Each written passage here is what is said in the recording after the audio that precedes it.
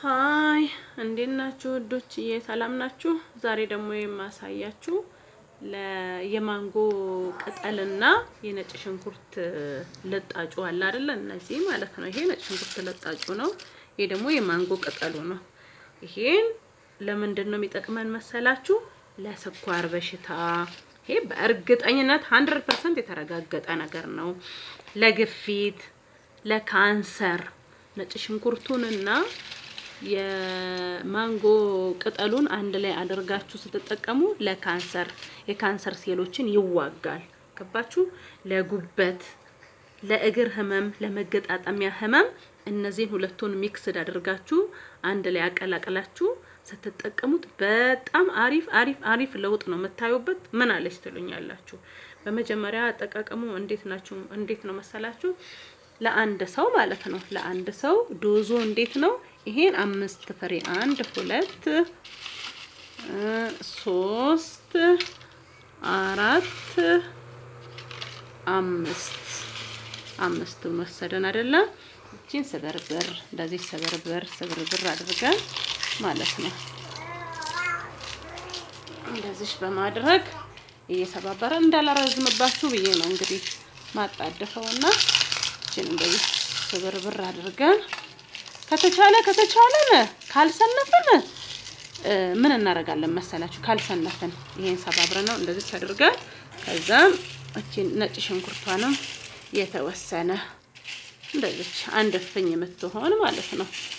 በጣም ይቅርታ ስለናንተ ስቾክል ተደፍቶብኝ ነበር። እንደዚህ አድርገን እናንተ ከትከዋለን። ለስንት ደቂቃ ነው እናንተ ከትከው? ለ9 ደቂቃ። ይሄን ለብ ባለ እሳት ላይ ማለት ነው። በጣም ያልሞቀ ፓወር የሌለው እሳት ላይ ከሰል ቢሆን ይመረጣል። ወይ ደግሞ እቺ ስቶቭ ካለች መቀነሻ መጨመሪያ ያላት ከሆነ ቆንጆ፣ ከሌለን ደግሞ ቀዝቀዝ ያለ እሳት ላይ መጠጥ ብሎልን በ3 ብርጭቆ ውሃ ነው በሚጠጣ ውሃ ብርጭቆ ኩባያም ሊሆን ይችላል። የራሱ መለኪያ አለውና 3 ብርጭቆ ውሃ እንጨምርበታለን። ከዛ ለ9 ደቂቃ እናንተ ከትከዋለን። ካንተ ከተከም በኋላ ከድነን ብናሳድረው የተሻለ ነው።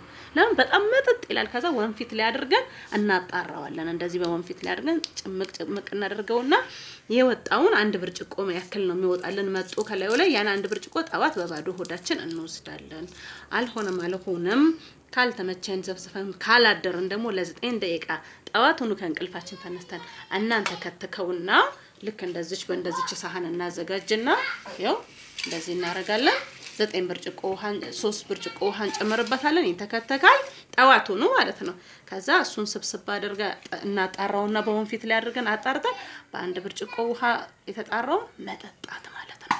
ያ ምንድነው? በጣም እንዳልኳችሁ ለስኳር፣ ለግፊት፣ ለካንሰር፣ ለጉበት፣ ለእግር ህመም፣ ለመገጣጠሚያ፣ ለጉልበታችን ስፔሻሊ ብዙ ጊዜ ለእንደዚህ አይነት ነገር የካንሰር ሴሎችን ለመዋጋት ስለሚጠቅመን ቢያንስ በሳምንት 3 በቃ በሳምንት 3 ጊዜ እችን ብንጠቀም በጣም ፍቱን መድኃኒት የደም ዝውውራችንን ያጸዳል። ልባችንን እንዳያመን ያደርጋል። የደም ቧንቧችን ክሊን ከሆነ እንደ ልቡ ደም ያንሸራሸረልን ከሆነ ኮሌስትሮል ሰውነታችን ውስጥ የለም ማለት ነው። ግፊት አይዘንም ማለት ነው። የልብ በሽታ አይዘንም ማለት ነው። የካንሰር ሴልን ይዋጋልናል በአላህ ኃይል እና የተፈጥሮ ነገር ነው። የሚጎዳን ነገር የለም። የሚጎዳን ምን ጊዜ ነው?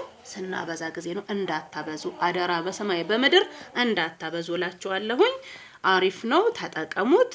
እኛም እየተጠቀምነው ነው። እኛ ለፋሚሊ ምን ጊዜም እንጠቀማለን። እኛ ለፋሚሊ ዛሬ አንድ አይነቱ ነገ አንድ አይነቱ ለህፃን ልጆቼ ለ6ኛ ለ3ኛ ክፍል ተማሪ ልጆች አሉ። ለነሱ ጠዋት ከቁርስ በፊት በጠንድ ጥዬ ሲኒ በቡና ሲኒ ሩብ እያደረኩኝ ለነሱ ቅምስ እኔም እንደ እድሜ አንዴ ቡና ሲኒ አንዴ ሻይ ሲኒ የሚሆን ጥጥ ዛሬ ከሌላ አይነቱ ነገ ከሌላ አይነቱ እንዲህ ያረገን እኛ ኢትዮጵያውያኖች ራሳችንን ካልተከላከልን ምን አለን በዚህ ድህነታችን። ስለዚህ በርታ በሉ እናቶች ጎብ ብዙ ለልጆችም ስጡ፣ ለባሎቻችሁም ስጡ። ልጆችም ከሆናችሁ ከጠነከራችሁ ለአባቶቻችሁ እንደዚህ እየሰራችሁ ቤተሰብ ካድሙ እና ይሄ ነው። ይሄን ነገር ለሁሉም ሰው አድርሱ። አሪፍ ነው፣ ተጠቀሙ።